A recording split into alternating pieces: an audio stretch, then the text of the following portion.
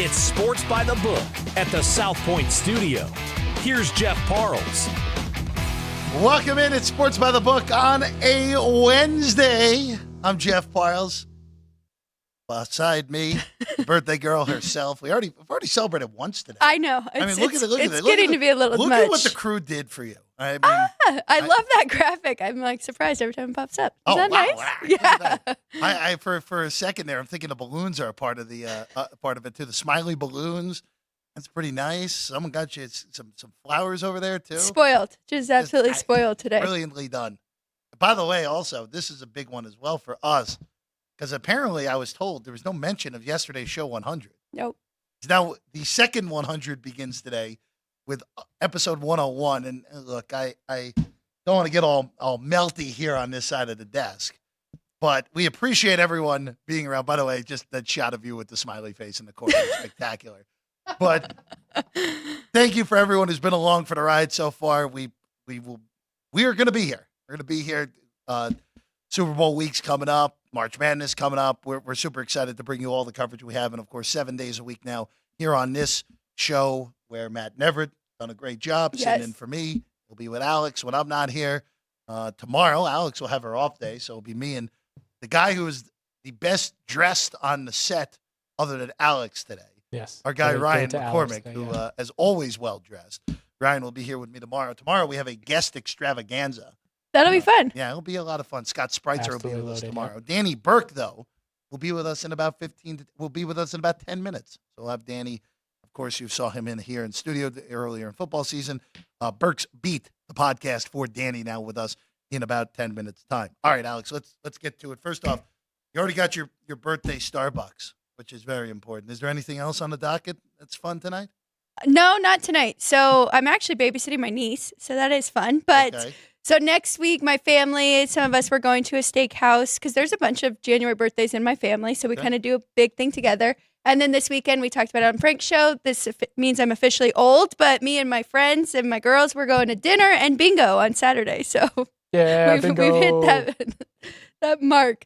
He's speechless right now. He doesn't know what to say. Wow. Bingo. Yeah. Yeah. Bingo upstairs, bingo elsewhere. We'll see. We'll take it as elsewhere. Yeah. Okay. I guess you said it. I didn't on the officially old part. Right. That was all you. Okay. I stay quiet on that. Yeah, we thought it'd be fun to make it like a joke. And usually the girls are like bachelorette party, send money, 21, send money. Like they were just having a ball. They're like, we should write on our cars and be like, Bingo, send money for drinks. So we're just kind of being silly, but Have you played bingo yet, Ryan? Yes, I have. All Yeah. right. I had some So friends Ryan's younger than introduce me both to of it. Yeah. Ryan's still in his 20s. Both of us are in our 30s. I got some time left in my 20s. Yeah. Yeah, no, I know I you got do. some time left, yeah, yeah. but then of the three of us, you're going to be the only one with a kid in about 10 days. Yeah, this is true. So This is true. we have the age. Could be but less you're than a gonna- week, yeah. You're going to be further along in life than both of us, technically. In less than 2 weeks. Yeah. It is. Yep. very exciting. Very exciting. Very for sure. Aquarius, like me. Yeah, I don't know. I Sorry. I'm not good with I didn't know what time. Do you know what time you were born? Because Frank asked me Yeah, that today. Frank- What and I- time was I born? Yeah, I was Frank got born into this around today. 7 o'clock at night. I don't remember if it was 7 or 7:30 at Okay. night, but I know I was born in that 7 o'clock hour. So That I I'm do I'm know. by All right. myself there. I'm the only one who didn't know that. Ryan, did you know, Ryan? Yeah. I was born at 12:57 p.m. Okay, so Yeah. you weren't close to me. Sean knew the second. Okay, well, that's weird. Yeah. Because it took That's him weird. 1 Sorry, second to Sean, be but pushed that's- out. Yeah. That's strange. I was in the 7 o'clock hour. That's all I remember. All right. Let's get to All sports. right, let's get to some sports Yeah. before we lose all the viewers here. I haven't been here, obviously, since the results over on Sunday. No. The Detroit-Tampa game was kind of exactly what I thought it would be. Even game. Didn't want to play it. Ends up 8. Game goes way over. Todd Bowles forgets to use his timeout going into the summer. Not much there. The late game, the numbers say Kansas City outplayed them. Yeah. The eyes didn't say Kansas City outplayed them. I thought Kansas City winning the game by 3 was right. I was happy for myself that Yep. I actually had more Me money too. in the account at the end of the day. Yep.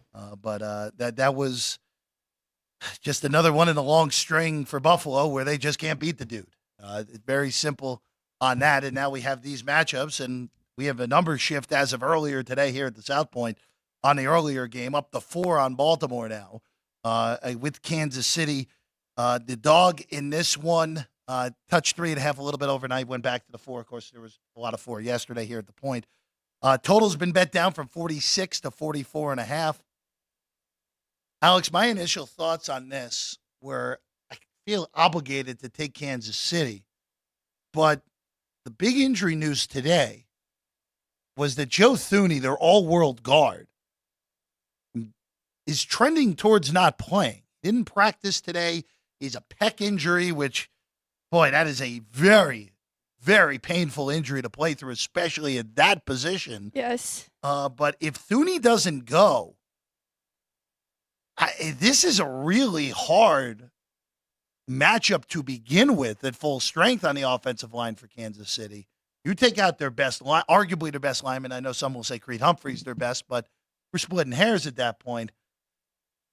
Even at 4, that's kind of difficult to take it with Kansas City, even though it's Patrick Mahomes, even though we know his record as an underdog, Alex. Well, it's kind of what you said going into the Buffalo game, right? You were like, if I was betting on Buffalo, my argument would be we saw what happened to Patrick Mahomes when he didn't have an offensive line and played Tom Brady and the Bucs in the Super Bowl. Mm-hmm. There was absolutely nothing he could do. So now you're kind of at that point, but now this Ravens team is a whole lot better than the Buffalo Bills. So I totally agree. I would lean towards the Ravens here. I haven't made a bet yet, but I will have a bet on the Ravens by the end of the week.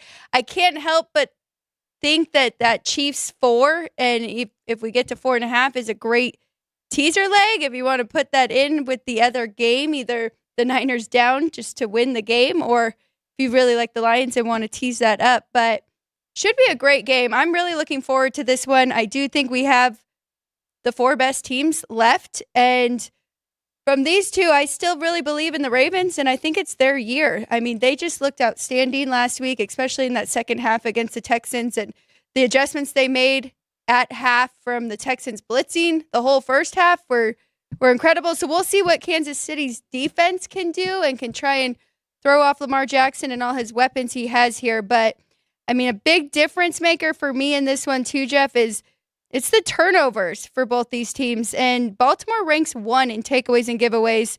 They created 31 turnovers this season. They had 18 interceptions and 13 fumbles. And then on the flip side, the Chiefs ranked 28th. So I think that kind of goes to show, too, with luck in these games. And it wasn't always on the Chiefs' side this year. And we saw that, especially on their down weeks. But it's tough. We've got to wait. We have a big injury in this one we're waiting for, and we have a big injury in the other game that we're kind of waiting for as well. Yeah, again, of course, you're mentioning Deebo Samuel in right. the other game, which is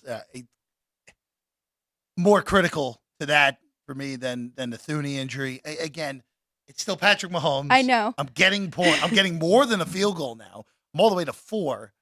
It is so difficult to pass up, but I'm going to probably end up passing in the end. And maybe if it's a pair and Kansas City's able to block, if Thuney's unable to go, or if Thuney's able to go, even not at 100%, he's going to be better than whoever's up next for KC. It's still pretty tough, though. Just a so tough score. You just don't see it. It's like last year in the playoffs with Burrow in Cincinnati getting all those points in Buffalo last year. It's like, all right, well, if Buffalo destroys me, so be it. And that was obviously the easiest win you're ever going to have in that game. What's funny is, so Matt was texting Ryan and I, and we were talking about segments for the show on Monday, and he kept wanting to call it lessons learned. And I was like, can we call it takeaways? Because I didn't learn a thing. I'm going to bet against Patrick Mahomes again, which is terrible to say, but it's true. I think I was just a week early in that one. I kind of knew better. I knew Buffalo showed us who they were down the stretch. They got a little better defensively, but really they weren't all that great, and they were missing some key players on their defense as well. But so that's tough. And I know what I'm doing. Again, I don't know if I'm going to lay the points, so I may just end up with the money line bet here on the Ravens. We'll see over the next few days. We have plenty of time. Of course, game goes Sunday for that one. All right, we're going to take a quick break. We get back. Our guy, Danny Burke, will join us next. We'll get his thoughts on the 2 championship games. Danny's a hockey play. We'll also get Danny's thoughts on Doc Rivers getting the Milwaukee Bucks job. I think Danny knows where I'm going with that one. Talk about that next. Sports by the Book here at the South Point Studio.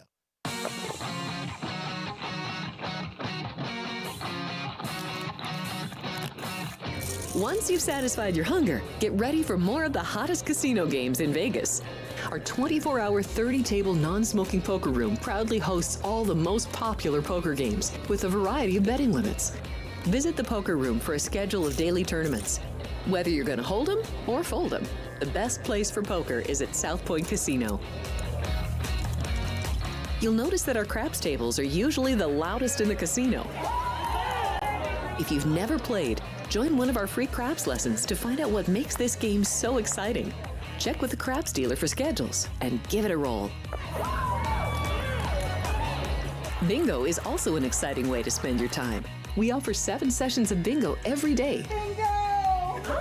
And each session includes a cash ball jackpot, 12 bingo games, a progressive double action game, and a $10,000 bonus coverall. Electronic units are available. If you haven't played bingo with us, give it a try today.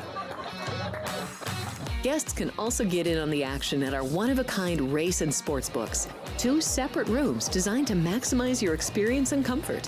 Our sports book, with over 400 seats, puts you right in the middle of the action, 24 hours a day. The friendly ticket writers are happy to help, and it's conveniently located next to the famous Del Mar Deli, where you'll find supersized portions of delicious deli items like roast beef, pastrami, and Reuben sandwiches, or soups, salads, and pizza, plus spectacular desserts fit for a king. And right next door is the race book, over 150 seats, each with its own TV screen. There are 16 interactive player terminals, so you can bet right from your seat.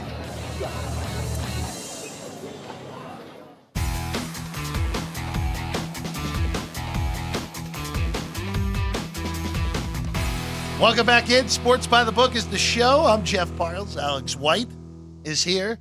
Ryan McCormick is here as well. I think the balloons need to be a permanent part of this.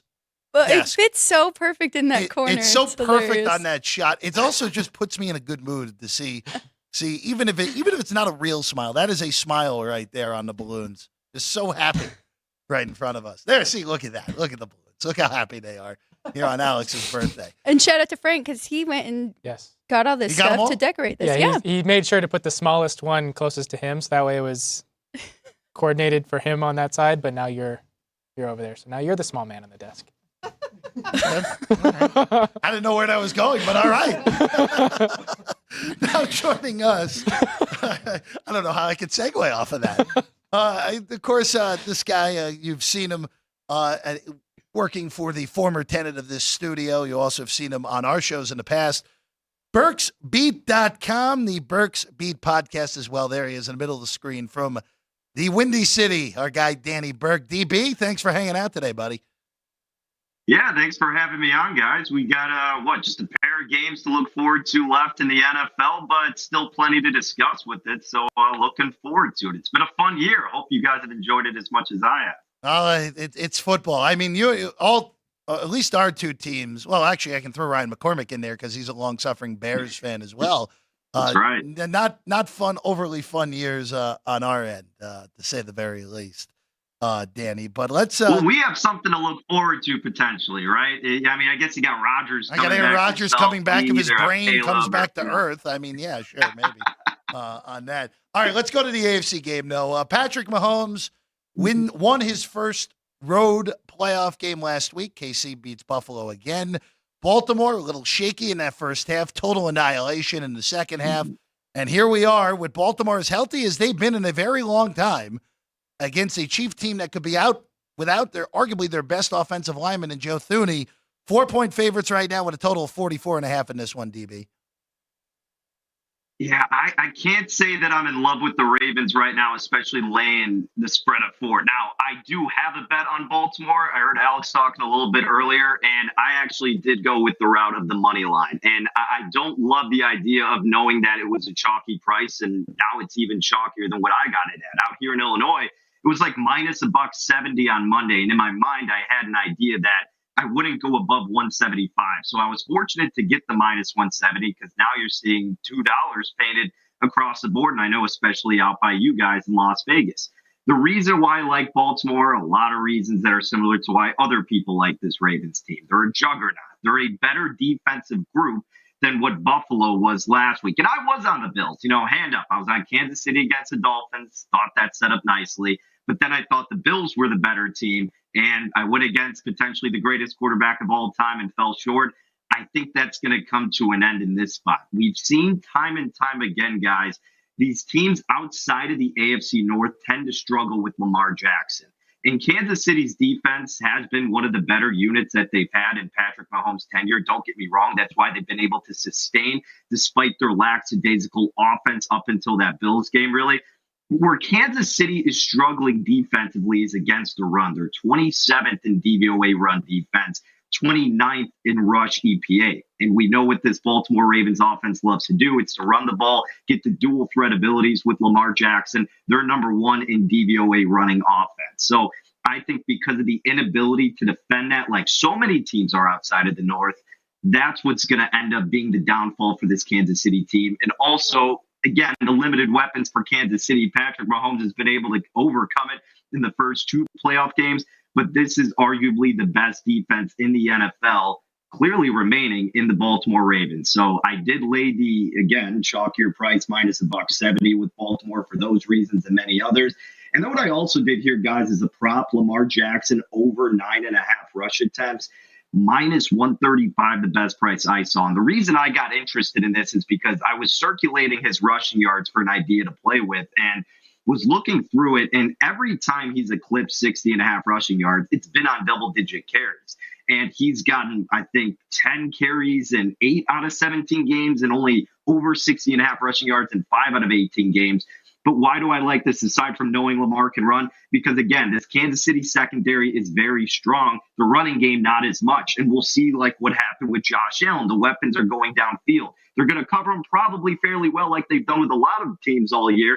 And that's going to open up the running lanes for the quarterback. Josh Allen had, 70, 80 rushing yards? I think Lamar Jackson is going to be in that similar type of atmosphere to where he's got to utilize his leg. That's going to be the detriment to Kansas City, among other things. And that's why I think he can easily get 10 rushing attempts here. And you don't have to rely on how far he gets when he runs, just knowing that that's going to be a main focal point of their game plan. So also tag along Lamar over 9.5 rush attempts. Love it, Danny. I'm going to stick with this game. Total open 46. It is now moving down 44.5, which I understand. We got Baltimore number 1 defense in points and the Chiefs number 2 defense in points. But something scares me here, and I think it's the fact that we have these two quarterbacks in Patrick Mahomes and Lamar Jackson, and anything could happen. Do you have a feel for this total?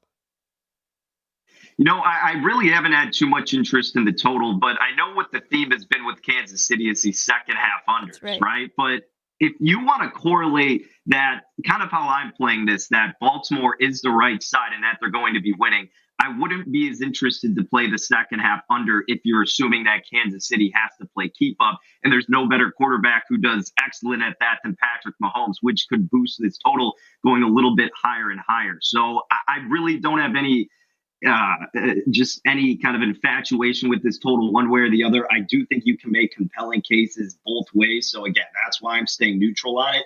If you do want to get involved in the total and you're kind of in the same stratosphere of me of just not wanting to force anything, wait to see if you see an in-game opportunity, right? See if Baltimore is being able to capitalize in the red zone, but whether they're throwing it more, whether they're running it more, how much clock is that eating up? And if they are doing it successfully, they're going to keep churning that time to keep the ball out of Patrick Mahomes. That should be any opposing team's strategy, is to keep the ball out of Mahomes' hands as much as possible. So that's probably a big indication why people like the under originally, and because, as you alluded to, two good defenses. So I get the movement. If it goes down below 44, which it probably won't, then you're going to see some buyback on the over, which I would agree with. But at 44 in the hook, again, just staying neutral, guys.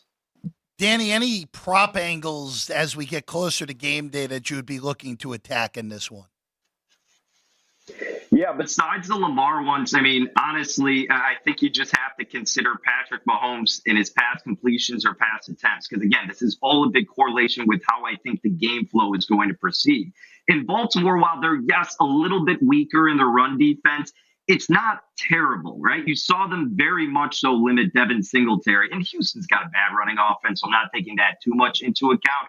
But if it's a somewhat similar style of, all right, we got to play keep up with this dominant Ravens offense, what are you going to lean on most? The guy you rely on. For the Texans, that's C.J. Stroud. For the Chiefs, that's Patrick Mahomes. I don't know if he's going to have a successful game in the air per se, but I know that there's going to be plenty of attempts for him to do that. So I think that's an area you can look to attack as well, would be Patrick Mahomes over his pass attempts. If you don't want to do any of the props that I already listed, that would be one I would consider, Jeff. All right, let's move to the NFC. From the surface, this seems like it should be the easier game to handicap, but I'm having a little bit of a tough time here because we've got the Niners laying 7 at home to the Detroit Lions. There's something about this Lions team, though, and that grit that they have. Do you have you like one side or the other on this one? Man, I mean, it's hard for me to envision San Francisco losing this game. And you may be asking yourself, how can you say that after they almost lost to Jordan Love and the Packers? Look, football is an incredibly tough sport, and sometimes teams fall victim to the moment. And Brock Purdy very much struggled with the rainy conditions. The San Francisco defense did have some lapses throughout courses of that game. But you kind of look back at it, guys. I mean, they held Jordan Love to one of his worst performances as of late. 2 touchdowns, but also 2 interceptions. He had a worse QBR than Brock Purdy did, and everybody's scolding Purdy on Twitter. And I understand why. Yes, Purdy was not good in that game. Don't get me wrong. And Deebo Samuel being injured certainly affected the gameplay or the game flow and how they were conducting those plays. But all things considered, in the fact that they were able to come back, I mean, it still speaks wonders to what the San Francisco team is. You got to think that that was their worst outing or one of the worst outings we've seen aside from that Ravens game that we've witnessed from them all year, yet survive and advance. That's what the playoffs are all about. They've been the best offense in the NFL all year, right? And now you're going against a very, very vulnerable secondary in Detroit. And I think that's going to open up many doors for this 49ers offense. Now, we attributed to that being potentially the case last week against a weaker Green Bay defense. But again, Purdy, maybe a little shaky off the bye week pressure, whatever you want to call it. But the weather conditions weren't ideal. They look to be a lot better this time around. So I think Purdy will have a better game. And yeah, again, I like the 49ers. I didn't touch anything with the spread because I think based on what we can get from this Detroit offense and what we've seen all year, they're probably going to be able to put up a ton of points as we've seen this total over 50. So I think there's going to be a better in-game scenario to where I can get a cheapened price on San Francisco instead of laying a juiced up 6.5, a flat 7. And if you're Detroit, you're probably looking to attack the defense of San Francisco with the running defense, because that's where San Fran does kind of struggle, is defending the run. And Detroit does it very well offensively with the two-headed duo of Montgomery and Gibbs. So if they can get that going early, maybe we get an adjusted line and look to attack San Fran in that fashion. But again, I haven't done anything with the spread. What I did do, guys, is kind of as I was alluding to with San Francisco's weak secondary, I put that with a prop. I did Brock Purdy over 20.5 completions. The Lions allowing the most yards per completion this season, 11.6. They're allowing 22.2 completions this season, but over the last 3 games, that number has risen up to 27. Baker Mayfield threw for 360 yards against the secondary. Stafford had a field day. A lot of quarterbacks have had a field day against Detroit. So I think Shanahan obviously is aware of this. We're all aware of this. Get Purdy back into having his confidence. Utilize your players the way you've been doing all year. Game plan for this appropriately, and they can be shorter, precise throws, safer throws that make Purdy comfortable and able to nickel and dime your way down the field like so many quarterbacks have against Detroit. And because Purdy doesn't average that many completions as his guys, that's why you're seeing this lower number of 20 in the hook. He went over that last week, and it was one of his worst efforts. I think he can cruise over this once again. So give me Purdy over 20.5 completions. Found it at the price of -106 here in Illinois. Yeah, don't mind that one bit. The only bet that I'm looking at until I know what's going on with Deebo, if he plays or not, I don't care if he plays or not. I like this game over just because the weather is perfect and you outlined it.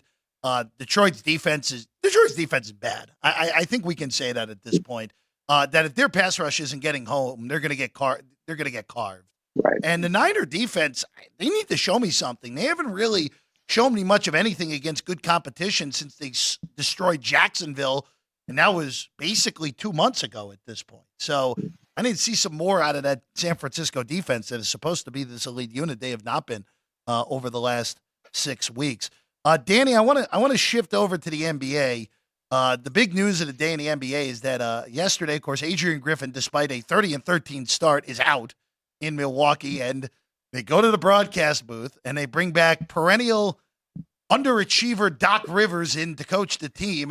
And look, I guess you want a stable hand, but we're talking about the guy who's lost the most Game 7s ever, the guy who's blown the most 3-1 leads ever, the guy who's won one less with more than basically anyone in recent NBA memory. I get firing Griffin. I get that. But this doesn't make me want to bet Milwaukee more. It actually makes me want to look to the futures market, and I did this morning when it was made official, and I actually took a chunk of the Philadelphia 76ers to win the Eastern Conference this morning, just because I know, all right, you know what, maybe Philly can't beat Boston in the 7-game series, but now they're going to have a gigantic coaching advantage when they play Milwaukee in a potential 7-game series.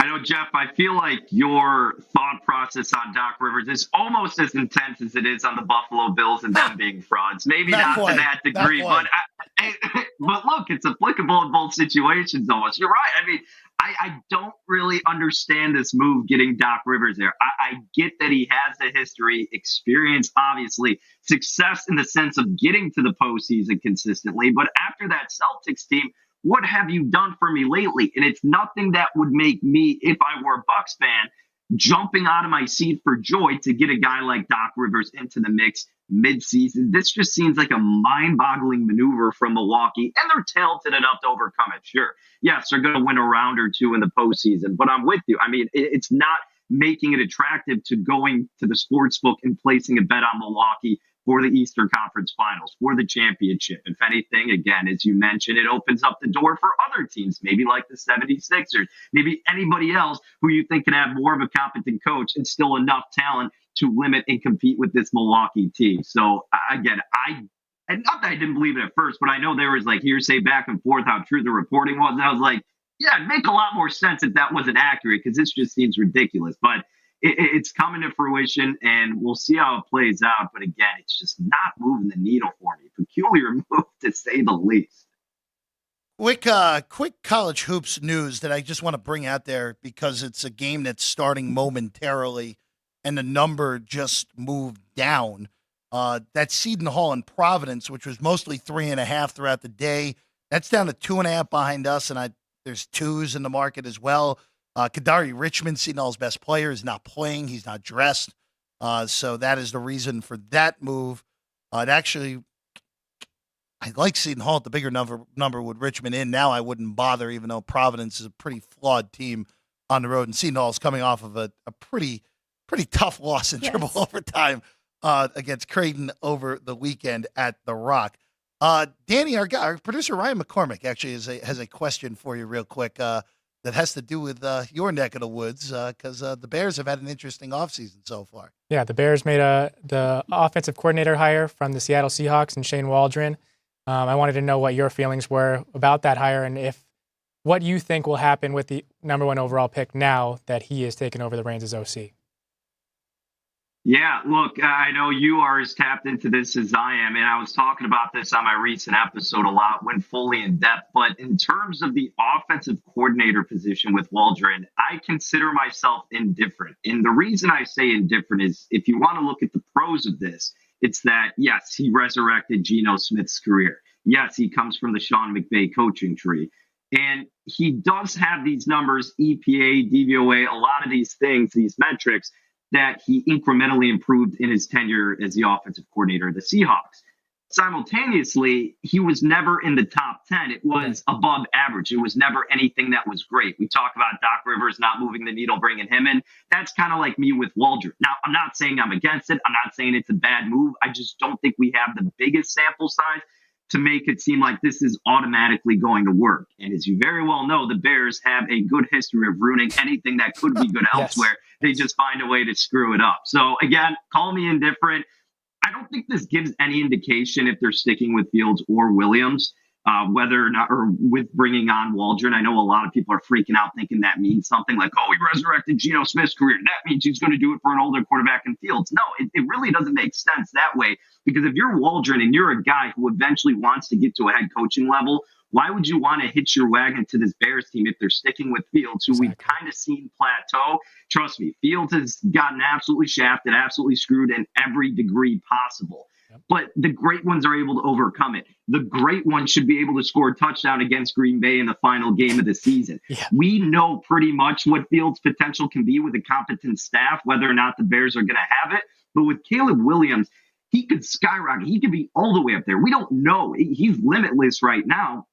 And again, if you're Ryan Poles, the GM of the Bears, again, you're also hitching your wagon to Fields. If he doesn't really improve and Williams goes off, you're never getting another position in the NFL again. It makes zero sense to stick with Fields, aside from the argument of bringing in a Hall.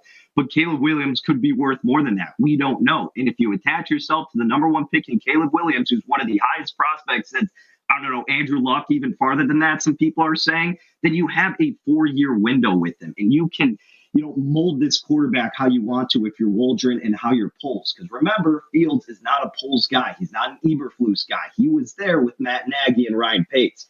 So I would be appalled if they went with Justin Fields, and I'm actually going to be livid if they go with Justin Fields. I love Fields. I really do. It stinks. He did get the short end of the stick. There is no denying that. But there's no denying that you should get one of the top prospects in recent years in Caleb Williams. All right. I've changed my viewpoint over the last few weeks, that I'm kind of closer to I'm closer to what Danny is saying at this point, because Ryan and I had discussion a ton off the air about this Ryan's team Fields. But I think now, as we get closer to the draft, just the contract alone makes, to me, more sense to just go with the rookie and then go out and pay for high-end free agents. In all honesty, I think they should actually make a big signing on defense. If I were the Bears, they're going to need to. Look, you already have Sweat on one side. I would go pay Bryce Huff, who the Jets are probably not going to pay. Put him on the other side of Huff, and then you have the best pass rushing combination in the NFL, which then makes yourselves a little bit dangerous. The NFC North, and I know I don't want to look, because Detroit obviously is still alive here. The NFC North next year is going to be an unbelievable handicap in the way of win total markets, divisional markets, because Bears have a fourth place schedule. The Bears have a fourth place schedule. If the Bears have a good offseason, people are going to be high on them like they were going into this year. People are going to be astronomically high in Green Bay. We've already seen early win totals for Green Bay are 10.5. That seems a little high for me, but I get it. Detroit's going to be the betting favorite because the reigning division champions, might even be reigning Super Bowl champions if things breaks correctly over the next month. Unlikely, I know, but in play. And then the Vikings might be one of the worst teams in the NFL if they don't re-sign Kirk Cousins. So it's a fascinating handicap looking way ahead on that. Danny, I do want to ask you real quick before we get into your hockey play of the night. NBA-wise, real quick, because it feels like to me that Boston, and yes, I made my bets on Philadelphia this morning to win the East just because the number was better. But it feels like Boston and Denver have kind of separated themselves, at least in my book, as the two proper favorites, like sportsbooks has them as right now, to win the NBA championship.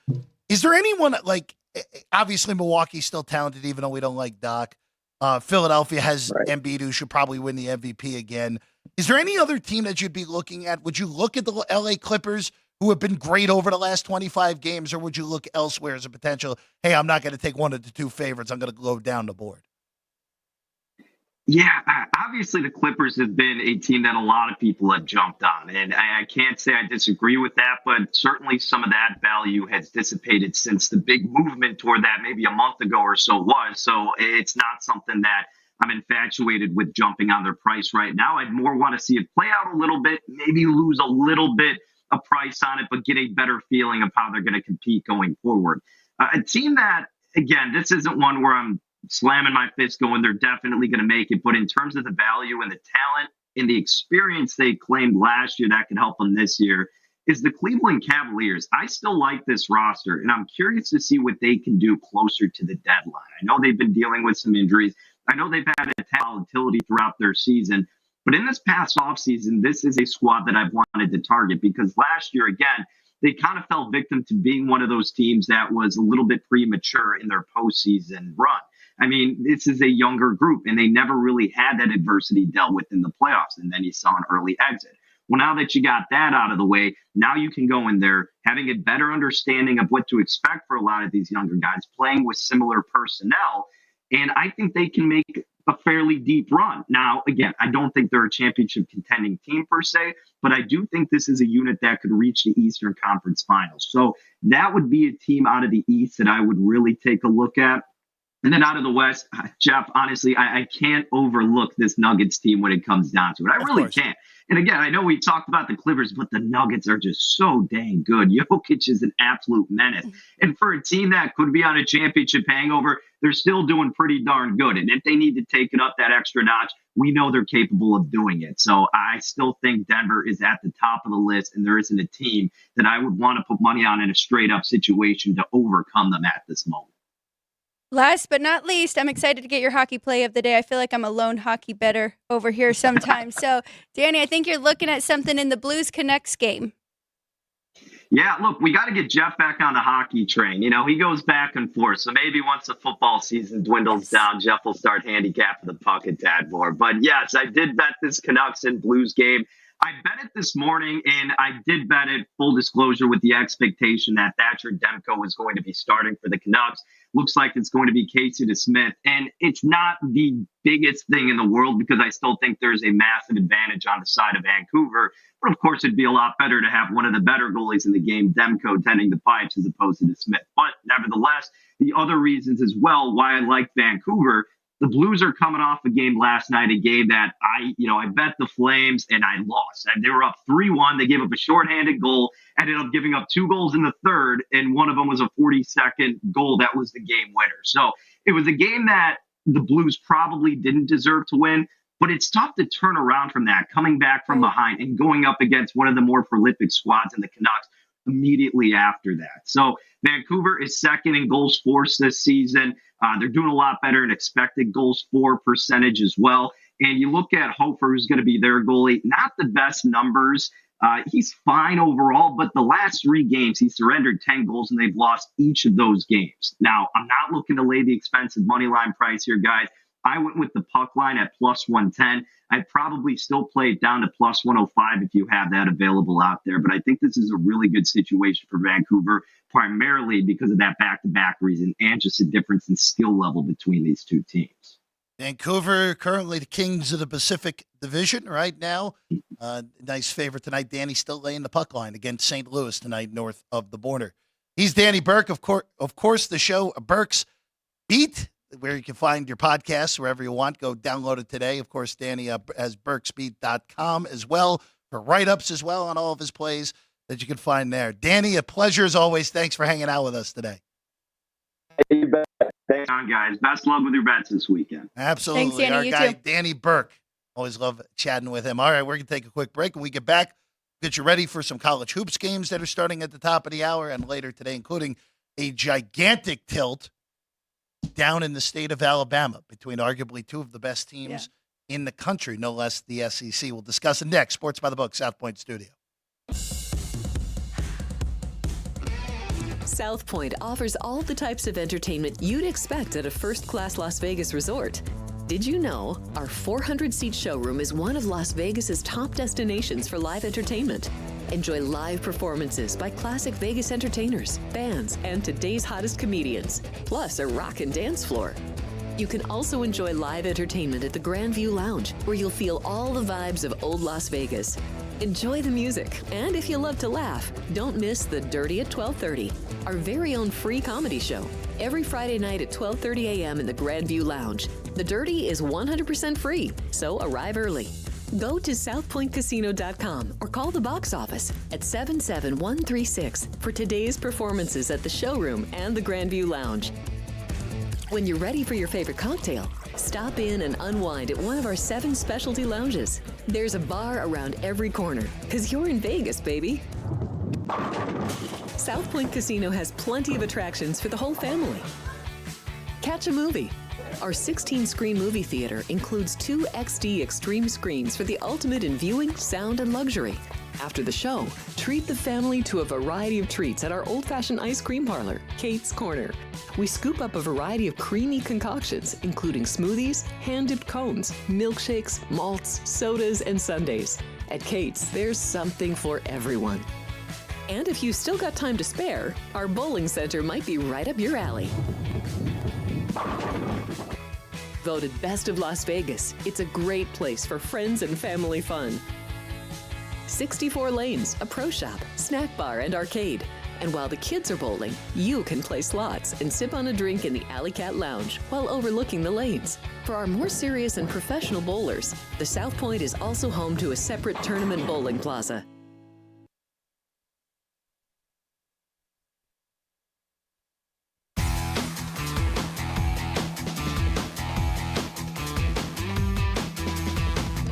Welcome back in. It's Sports by the Book. I mean, eventually will be sports by the alley, right? The bowling alley. Eventually we'll do that. We already have Kitchen by the Book. Yeah, we have Kitchen by the Book. We have Kitchen by the Book. Yeah. We eventually hit a ball. He's Ryan McCormick. She's Alex White. I'm Jeff Parles. We're thrilled to be with you as always. Quick notes real quick on tonight for college hoops. So I mentioned that with Cavalry Richmond out for Seton Hall. That number dipped. It's 3-3 early in the game for that one. That was Seton Hall 2.5 is what that ended up closing. All right, let's get into some of these bigger games, and one of them is a giant one in Tuscaloosa tonight. Alabama welcomes Auburn by Ken Palm. We were just going off of Ken Palm. These are 2 of the top 8 in the country. I don't think Alabama's quite that good, but they are good, and we've talked about this with the Tide enough. By the way, Tide at home 3.5 with a total of 162 behind us. When they're making shots, Yes. they're arguably the best team in the country. But when they're built of just making threes. If they're not making shots, they can lose to anyone as well. Auburn, if you look off of just flat out Ken Palm metrics, Auburn is one of 2 teams that has a top 10 offense and a top 10 defense. The only other one that has that is Arizona.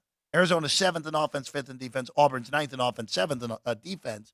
They're the only ones that have 2 top 10 units on the floor, which is very impressive because this Auburn team, I thought they'd be good. I thought they'd be a good team. They opened the season where they lost in South Dakota against Baylor, which we were on Baylor that night. And then they had lost to Appalachian State, which was, why are you playing in Boone anyway? But since that lost to Appalachian State, they've racked off 11 straight wins.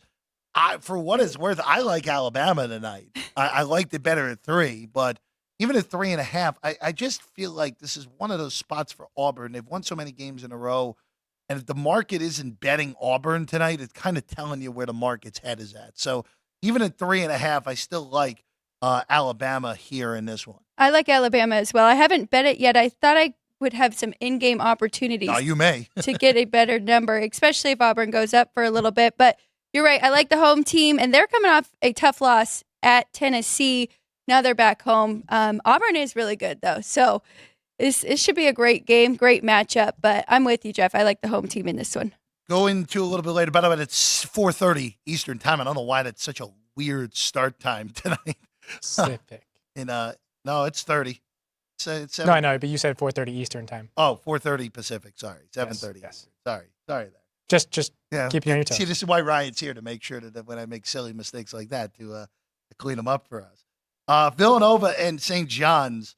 Johnny's coming off of a really tough loss on Saturday. They were up 7 in the second half, then fell down 12, and then couldn't get over the hump at the end, losing by 1 to Marquette. Now they welcome Villanova, who I can't really figure out this. I've been saying this all year with Villanova. In the past, when Jay Wright was there, you could figure them out pretty easily. It was before they broke through and won a national championship. They're going to be a great regular season team and fall short in the tournament. And then once they finally busted through, that's the only team you wanted to bet in a big game. I like St. John's laying the 3.5. I'm just a little bit concerned. Again, the Johnnies have lost 3 straight games, and they've all been the NCAA tournament quality teams. Yes. They should have beat Creighton in Omaha. Refs kind of got in the way in that one. Seton Hall hit them with that huge 24-0 run, couldn't recover from that, and then should have won that game. on Saturday against Marquette. Metrics like Villanova more than I do. I'll lay the 3.5 with the Johnnies.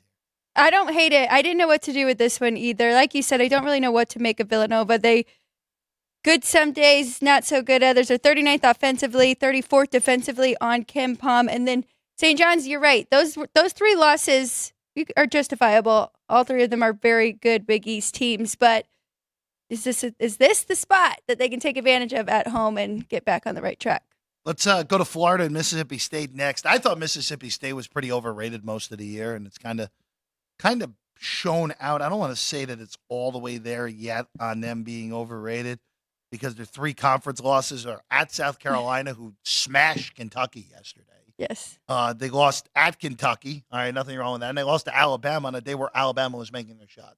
Nothing wrong with any of those losses. They do also have that ridiculous loss at home to Southern, but that's obviously a thing some teams in this market as well want to do. What was that from your alma mater last night? Oh, my God. That was a disaster. That was the most UNLV thing ever. Lose by 32 as a 16-point favorite last night to Air Force. But Florida comes, Mississippi State goes to Florida tonight. Gators finally played a slow-paced game against Mizzou. It was only 64 possessions in that game. Mississippi State doesn't want to play fast, but I don't want to say that they're a slow-paced team. They're right in the middle of the country. This number came out to be being correct on the spread. I would lean to this game being over to 150.5. I think Florida gets back to their ways of playing quickly. See, and I would lean to Florida here as well at home. What do you make of Florida so far? Because they were a little bubble team. They're fine. Kind of They're fine. Yeah. Yeah. Conference-wise, they're fine. They're struggling a little bit. I mean, you brought it up who they played, lost to Kentucky and Ole Miss and Tennessee there, but yeah, the problem they have is their best win is Florida State. Or excuse me, their best win is Pitt. That's their best win. Yeah. By KenPom. That's not good enough. That's not going to be enough to get you in an NCAA tournament. They'll have a crack against Auburn in the O-Dome in February. They'll also have a crack at Kentucky again, who they almost beat to open conference play this year, but couldn't quite get there in that that late regulation loss to UK. Going to the Illinois Bowl here in Evanston tonight, Northwestern hosting the Illini. The markets bet Northwestern here. This overnights was 4. Now it's been 3. It sat at 3 all day behind us. 145 is the total. I don't know what to do with this. I thought this number should have come 5.5, but then you see Northwestern at home. Other than that, just flabbergasting loss at home to Chicago State, which is the most perplexing loss that anyone has taken all year in college basketball, just about.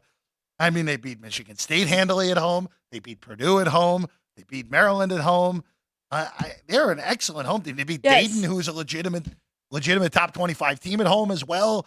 It's a hard place to play for whatever reason up in Evanston at the old field house. So I can't do anything here. I really was hoping this would come 5.5 and I would bet Northwestern, right. But I can't do it at 3 out. You're right. And I was ready to lay the points here with Illinois. But we've been following this Northwestern team and they have been very good, especially at home. So I dug into their stats a little bit more and I stayed off of this. I mean, Illinois is really hot. They're 5-1 ATS in conference and 6-0 against the spread.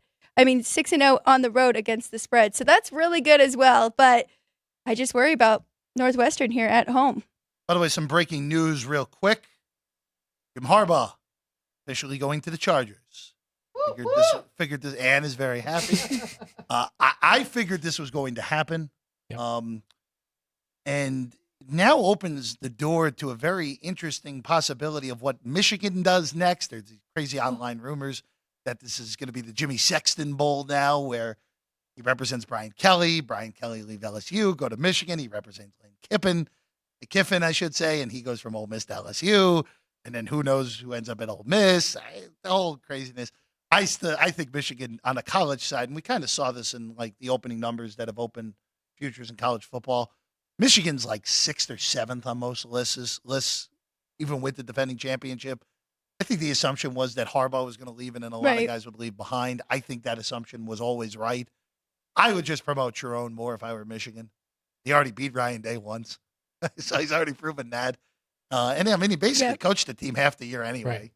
So I would just do that on Michigan. And for the Chargers, boy, what an upgrade! Seriously, what an upgrade! Where we know, look, we know Jim Harbaugh is going to wear out his welcome. Like, we know it. It's going to come within 3 years. Like, by year 4 there, it's going to be like, all right, everyone's had enough of him, like, in the NFL ranks. He's a lunatic, but he's a great coach. And now in the AFC West, you have 3 guys who Andy Reid's going to be in Canton one day. I think Sean Payton should be in Canton one day. Jim Harbaugh won't be there, but he is an unbelievable coach. And then you have Antonio. Good luck, Raiders. Good luck. Yeah, with that GM hire. At this point. And we got the Chargers former Tom GM. I'm afraid from comment on all situations. Yeah, no, those are going to be some bad contracts coming to the Raiders. Well, you know what? Telesco's an interesting one because he did some good roster building in L.A., but the only first-round pick he really got right, he got 2 right. He got Slater right, and he got Justin Herbert right. Mm-hmm. And Herbert kind of fell into his lap at 6.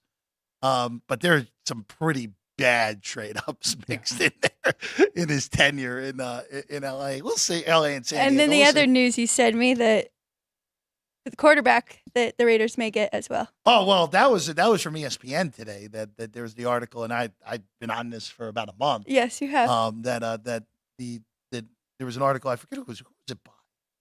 I don't remember who it was by. I don't remember who it was by. Ryan, you look that up. Basically, NFL, one of those NFL execs predict what happens this offseason, one of those nonsense ones. And that Russell Wilson ends up here, which I don't like that. I would not like that for what Russell Wilson is at this point in his career. It's just not the Raiders. I'd actually be better off. I'd be more happy to run it back with O'Connell than I would to give Russell Wilson another crack at his career. Oh. Yeah. Maybe you see whatever. I think O'Connell will have a nice career as a backup. But, no, I do too. Definitely. It was Jeremy Fowler who wrote the article. That's the article that I was looking at earlier today that I sent you. That little screenshot. I've been on that as soon as he got benched in Denver. Like, it makes too much sense. It just does. No. Yeah, as long as he doesn't end up with the Bears, right? Yeah. Yeah. I was very happy that he ended up in Denver. I don't think you have to worry about that. Justin Fields should come to the Raiders then. That would actually be the best possible move, personally, of all the guys available this offseason. I don't think Cousins is coming here. I think Cousins is going to end up in Atlanta if he leaves. Did you see Devontae was trying to not recruit, but was saying that he is very high on Kirk Cousins. He's a very good quarterback. Who said that? Devontae Adams. Oh, he did? Kirk Cousins is pretty clearly the best quarterback on the market this offseason. And for all of his flaws, do you think Viking fans finally realized that after they went through Minnesota, 4 quarterbacks? I think Minnesota fans kind of turned on that once they saw what happened when he went out this year with the torn Achilles. By the way, the early report is that Sharon Moore is the clear favorite to get the Michigan job, which makes a whole lot of sense. All right. Let's go back to tonight in college hoops. Sorry for the detour there real quick. Kansas State and Iowa State. I want to go there because you and I have a slightly differing thoughts on this, but not really. It's up to 9. I think that's just too many points to not take with Kansas State at this point, all the way at 9. Yeah, that's a lot of points. But you had a money line parlay with Iowa State, which honestly I don't mind putting. If you want to put Iowa State the money line parlay, I don't have a problem with that. But they're top 3 defense in the country, and they just got a really big road win. So, I mean, this team continues to prove themselves, and I felt comfortable laying that in them getting this win at home, even though Kansas State is really good as well. So that's kind of why I just stayed away from the points there. Utah and Wazoo is a fascinating game in the Pac-12 tonight. There's just some move from 3 to 3 at some books, including behind us. There's 2 out there as well on this game. At the smaller numbers, I like Wazoo. I don't like how Utah travels. They're just so much better in Salt Lake City than they are away from it. I've already seen that in conference play. I'm gonna stay out at the 3 though. But if you can get the 2s that are still out there, I think that's good on Wazoo. See, and I was leaning more towards the Utes here, but what kind of threw me off is they were coming off 2 big wins against Oregon State and then Oregon. So I didn't know if this was going to be more of a letdown spot on the road. And you just said they don't travel well, but I lean to Utah in this one. No bet for me, though. Alex, hockey tonight? Anything? I have anything you're looking at? two hockey plays, so I laid it with Boston here. Boston, Carolina. Great game. Awesome game. Everyone should be watching. But we don't have Anderson in net for the Canes, so definitely made a play for me here on the Bruins. Olmark will be in net, 14-7 this season, 7-3 at home. You know, I've been very high on the Bruins. I think they are the best team in the league right now. Mom's trip for the Hurricanes. What's that? It's the mom's trip for the Hurricanes. Oh, Is it? no. Yeah. Now you tell me that. It's They usually pick the dad Boston in trips. January? though. Yeah. I don't know why they chose Boston, but In yeah. January. Yeah. In April, it's one thing, but not in January. Yeah. Pretty cold up there. That's important information I need to It know. is. I- It is. Before, yeah. They're good at throwing these things out, but we'll see. I feel like it's usually the dad trips that Yeah. they really do well. Yeah. Sorry, moms. But okay, now we're going. So this one's a little rough. I went under 5.5, and I haven't done that in a while. But it's Chicago and Seattle. That's because Chicago 25-18 to the under, 14-9 to the under on the road. Their median goals on the road right now is 1. They're struggling to score. Don't tell me that you've got No, they've just been unable to score without Connor Bedard. yes. Yeah. So, and then Seattle, they've been more of an under team lately. 26-19 to the under, 12-8 to the under at home. So yeah, it's tough, that 5.5, but I made it 5, so I think we'll be okay. You're the expert on hockey on this desk. And then Danny liked Vancouver tonight, which I actually agree with. I was looking at that when I was gonna look at their Like team them on the total puck line, over. too. So puck line for him. What Yeah, he likes them on the puck line. puck line? Yep. You bet anything tonight, Ryan? Just some small college basketball stuff. What do you got? So High Point hasn't lost a game in their conference yet. They're on the road. And then Out to the extra board. To yeah. the extra board Yeah. for Ryan McCormick. and then Yes. yeah. High Point 6 or 6.5 point favorites against South Carolina Upstate tonight. Yes. South Very Carolina nice, State State's the worst team in that conference right now. I thought about taking Upstate to cover, but ended up just taking the money line on High Point. And then I do like Bradley in their hosting game. I have taken these small schools because I have some familial ties to them, so that's why. That makes sense. Yeah, it's a lot of chalk, so I put them on a parlay. It's like plus So, 700. but did you money line those two together, Bradley and High Point? Yeah, I also added some other things too, but yeah. Right I- now, yeah, go ahead. So I'm off for the next 2 days. We didn't get to the NFC Championship at all. We got to lightly touch. We can touch Okay. it. We can touch it right now. I just want to get those plays out of the way. Yes, please. Again, hopefully we can guide you in the right direction every once in a while. I said my thoughts to Danny. I really can't That do over. much on this game on a side perspective until I know that Debo is playing. And I know that may seem awkward to say, hey, I'm betting the over if I don't know Debo is in or not. But Detroit's defense is just so bad that San Francisco still should be able to take advantage. The only problem that I have, even if Debo's in, with laying 7 with San Francisco, is that defense has not shown anything, really, other than really since the Jacksonville game. They were awesome in that Jacksonville game. But since then, I mean, Baltimore beat them up. I mean, the Packers should have won that game last week. The Packers blew that game. They really did. Box score didn't really say that as much. So I guess kind of like you were saying with the Bills and the Chiefs. It as was, well. you know what it was? It was just more like the red zone failures. Yes. Even though the box score is even, which dictated San Francisco winning by 3. I understand that.